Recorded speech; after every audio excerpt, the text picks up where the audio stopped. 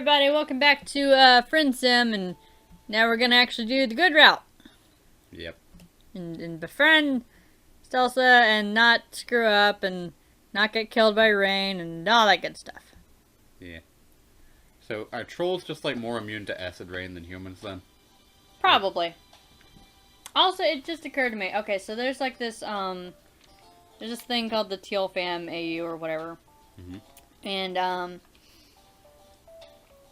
I haven't really talked about it that... This one, right? Yeah. Haven't really talked about it that much since the Friendsims started getting released or whatever. But like, I like to headcanon that Tizius was the head of the household mom figure. But I think Banna was headcanoning that Stelsa was the mom character. Mm-hmm. But if they're married, then they can both just be the mom character. Yeah. Anyway, so... Oh, shit. We're gonna... bullshit through this, huh? Sounds good. You have absolutely no professional beauty experience. But Sarava did give you that crash course in crafting great looks. Oh, wait. What? But, well, see, the line was, who needs a beautician when you were around? I thought you were saying that directly to her about her. As in she didn't... Oh, I didn't understand you thought... I didn't understand this was us saying, yeah, we can handle that. Stelsa's probably after a vibe that's a little less moisture wave, but you're sure you can whip something up. You tell her that you'll help her get ready instead, right here in her hive. Are we gonna dye her hair? Can we dye it green? Oh! How nice of you. I've never had a house call before. Let's do this. She leads you into the next room, rubbing her hair dry as she goes. There's a Recuperacoon in the corner and a Vanity in the other, with an array of hoofs, I don't know. brushes, and other mysterious implements spread out on its surface. Some of them are disturbingly pointy. Oh well, you're sure you'll be able to figure out what they're all for once you start using them. That's the spirit. Stelsa takes a seat in the chair in front of the Vanity, folding her hands primly in her lap. So, darling, what do you think we should do first? It's all up to you. Not this again. Why are you always making all the decisions around here? Uh-oh. What you wouldn't give to be able to foist your own life choices off on the random people you've just met. It would be refreshing. Oh. Uh-oh. Uh-oh. Is it gonna... Now, is this an actual multiple choice thing where it matters, or is it more like all routes lead to the same place kind of deal? I don't know, man. Yeah, I don't fucking care. I'm staying out of this one.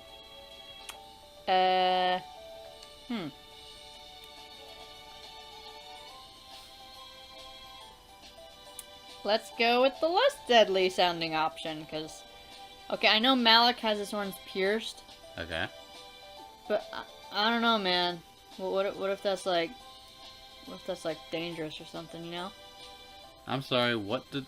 Polishing her horns? Why would that be dangerous? What if that's like... They're not even pointy. That's probably because she polishes them, damn. But what if they can actually feel stuff from their horns, you know? Well, okay.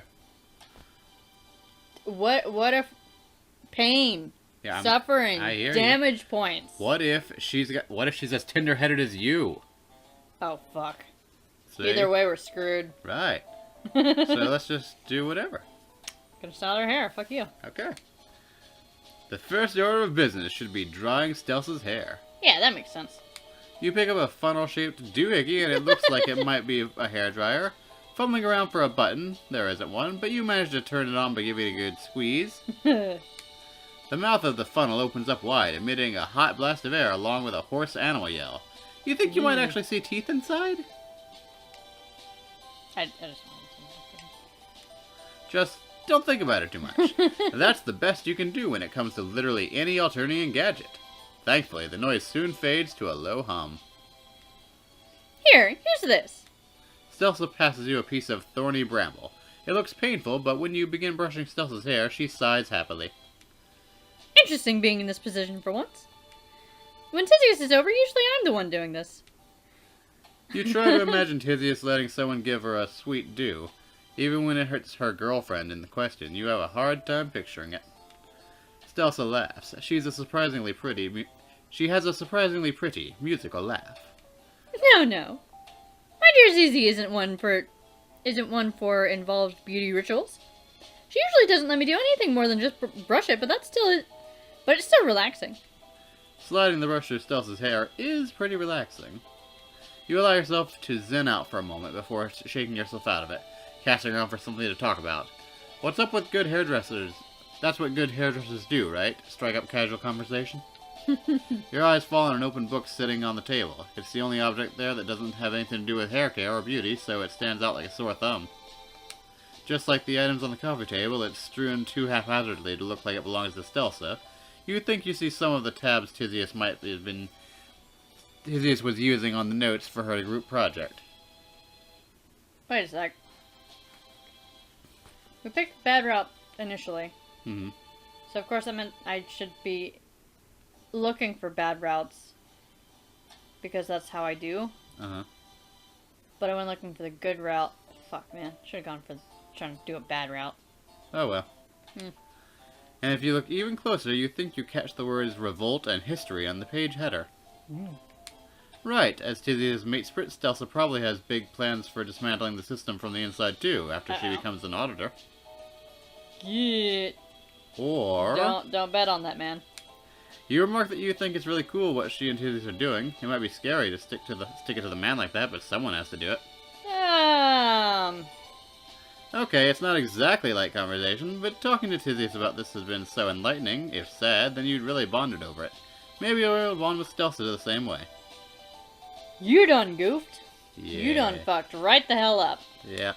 But Stelsa only looks confused. Then her eyes flick down to the book just for a second before she reaches out, smartly snaps it shut, and squirrels it away from in one of the drawers. The sound of the drawer slamming makes you jump, and you narrowly avoid pulling Stelsa's hair. I'm quite sure I don't know what you're talking about. I'm not sticking anything anywhere. Definitely not to any man. And neither is Tisius. She's sitting straight and tense in the chair now. Her voice soaring to a high, bordering on hysterical pitch. Oh no, she probably doesn't know you're on their side. Tisius might not have told her about your conversation. You need to just stop right now. Just halt immediately. Just shut the ever-loving hell up. Basically, is what I'm saying. Or don't. It's okay. You're not gonna tell anyone. You're sworn to secrecy. But Stelsa averts her eyes, a stubborn set to her chin. Again, I have no idea what you're talking about. Not a single clue. Tisius and myself are both law-abiding subjects of the Empire. We don't dabble in such foolish things as sympathizing with rebels. What would that possibly accomplish? She wrings her hands distractedly. We do things the way we do on Alternia for a reason, darling. Without the Hemospectrum and rules we each need to play, why the world would be plunged into complete chaos. Can you even imagine? Trolls running around, not knowing which way is up, doing whatever they please. No one to tell them what their place in the world is. She goes from hand-wringing to gesticulating wildly, almost knocking a row of jars off the table, positively frantic at the prospect of societal breakdown. It's better for everyone this way. I truly believe that. You're beginning to realize that you might have just put your foot in your mouth. Just a little bit. Stuffed a toe or two in that gob of yours, maybe? She sounds way too earnest for this to be a cover-up. Could it be possible that Stelsa really does side with what had Tisius called her the Condis? That she doesn't know about Tisius' underground research after all, but the book was right there. Yeah. I don't know, but dude, Tisius literally told you that she never gets to talk to anybody about this stuff. But Tisius proved that she was too smart to not just leave stuff lying around. I'm so confused now. You're so confused. Talking about this is clearly distressing Stelsa, though, so you drop it, focusing on finishing up her hair instead. It's pretty soft now that it's dry. You're not sure you've styled it correctly, but she seems pleased. Great job, great work, nice, fantastic, you did an excellent job. You glow at the praise. You'd say thanks, but she's already passing you a bottle of nail polish. She really wants you to go all the way, huh? You twist it open and get to work. You're too focused on not smudging the teal color over the stately points of her claws to talk, but Stelsa breaks the silence. I have a question for you. You nod, sticking your tongue out in concentration. So I have this acquaintance. This is the most tentative you've heard her so far. You weren't sure her vocal cords were capable of it. Huh? She's hesitant. Gotcha. They are in a quadrant with someone who harbors views most would consider subversive, not outright treasonous. So she's doing the thing where she's talking about herself. Yeah. Yeah. She's obviously talking about herself and Theseus, but you don't want to point that out in case she gets upset again, so you just nod along thoughtfully. Okay, so she doesn't. Okay. She didn't always. The mate spirit, I mean. It will blow over at some point. She must be going through a difficult phase. But in the meantime, she could get into so much trouble. Stelsa's lower lip wobbles like she's about to cry. You chew on the inside of your cheek, trying to figure out what to say. Talking to Theseus very much did not leave you with the impression that it was a phase. She sounded pretty serious. Does Stelsa's friend have any... Does Stelsa's friend have any idea that this is going on? She looks at the drawer. So do you. Nope. You resist the urge to massage your temples. No idea at all? God, I should have said message. It would have been so great. No idea at all? Absolutely not. Alright, okay. You can do this. A good first step might be for a friend to face up to the issue. You know, if there's the chance they may have the tiniest inkling about what might be happening, so the two of them can talk about it. Talk about it? Yeah? You're no expert, but open discussion probably helps with relationship problems quite a bit. Plus, you ruminate to yourself. The more you think about it, the less it seems that Theseus leaving her controversial book out in the open was an accident. It was right in front of Stelsa's chair, after all. Maybe Theseus wanted Stelsa to see it? You'd slicked the last bit of color onto Stelsa's pinky claw a while ago, but you're both too wrapped up in the conversation to suggest that you move on to something else. She lets the polish dry while the two of you continue to talk. But my friend does not agree with her mate spirit's sentiments.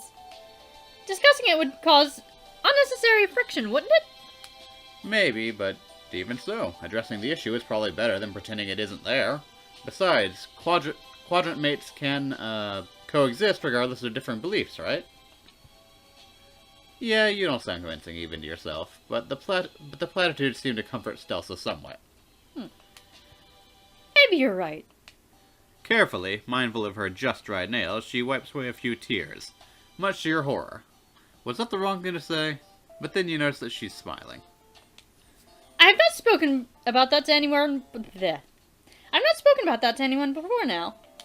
Telling you about it was truly a load off my bellow sac cavity.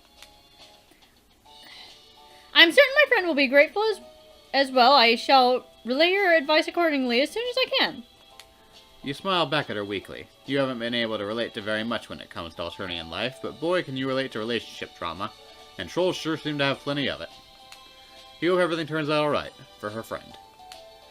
Since her voice is all sniffly and eyelashes still wet, you retrieve a frilly box of hand tissues and hold out to her, hoping that will help. She pulls a few out and blows her nose on them, with a sad, honking noise. Were we recording whenever I mentioned about the pink everywhere, the fuchsias, and blah blah blah? I think. What about it? No, honking is a completely different cast. Never mind. That would be fish puns if that was. Never mind. I should finish getting ready. She seems reluctant to get up, though. You'd probably be the same knowing you had to head into a serious business meeting after spilling your heart like that. Experiencing emotions is tiring. Eventually, though, Stelsa musters up enough energy to get to her feet. Much to your surprise, instead of immediately rushing off to complete her next pre-meeting task, she pulls you into a tight hug. Aww. Thank you. You're a real friend. And there it is. Not colleague, not potential client, but that wonderful friendship word. Oh. Friends forever. Yay. Oh, that's just weird. Yeah. No, it's weird because it's like... There's like this one scene in Homestuck with, I think it actually has a similar caption, like not on the actual page, but like when it has a callback to that moment that's just like in a book. Fucking, I don't know how to describe this anyway, but point is, it's the moment when Karkat and Gamzee become Warrels and everything just kind of... Things were already downhill, but things kind of... It's like when things go uphill, but then just slide back downhill anyway, and just kind of... does not bode well. Yeah, it'll be fine. Well, anyway, let's go see what happens when we polish our horns, I guess. Yeah. Whole lot of nothing. Either that or we viciously maim her. Or something else. It doesn't have to be death. Or maiming. Or even bad. It could be totally good. I mean... Like a hole could open in the space-time continuum and a pile of gold could fly out. What the fuck? It's the thing that could happen.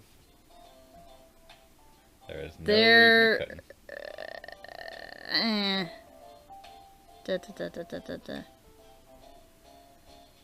Bum, bum, bum, ba-da, na. Alright, let's see what happens. I'm just kind of hesitant because there's like... It's like a thing I saw in Fanon commonly that... Never mind. Go on. No, absolutely not. You pick up a velvety piece of cloth, bringing it up to Stelsa's head. There's only one thing this can be for, right?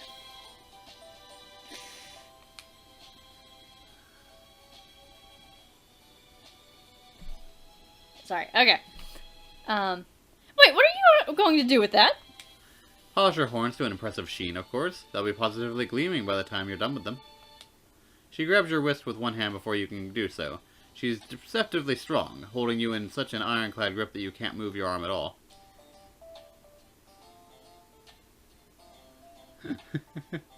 Yeah? You made a goat noise.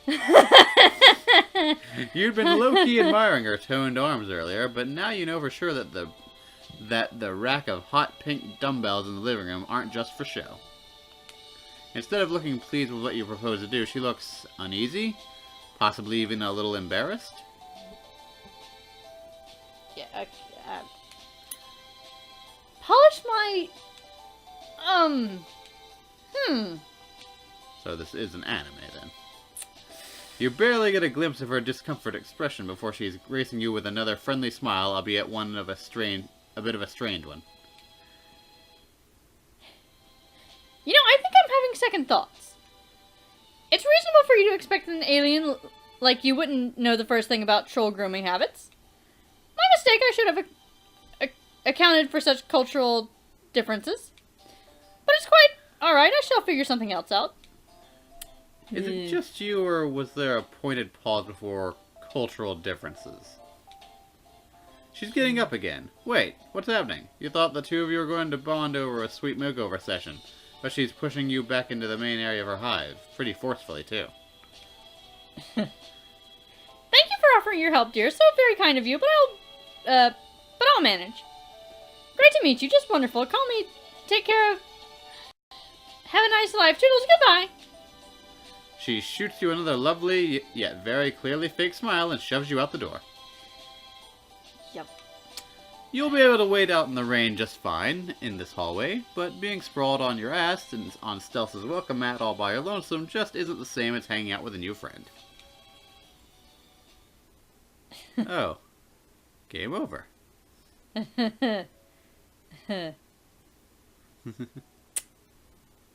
Yep. That. Okay. See, that's what I assumed. Like, because you had some issue with the horns that... I assume there was some crazy anime bullshit here. On the one hand, I'm like, I don't know why the fuck you're calling it anime bullshit. But on the other hand, literally the only thing I can compare it to that wouldn't just straight up explicitly say what it is does come from Hitalia, so... I'm calling it anime bullshit because it reminds me of certain anime scenes I've seen in my career just browsing YouTube. I don't, yeah, no. Just no? No. Very good. No. Very good.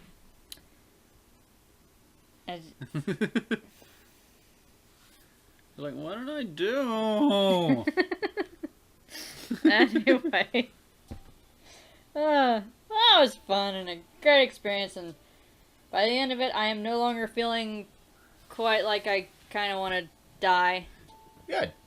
Still, like, my stomach still hurts a little bit, but I'm not in nearly as much pain, so Yeah. that's great. That is great. And I'm almost tempted to draw fan art of that chick.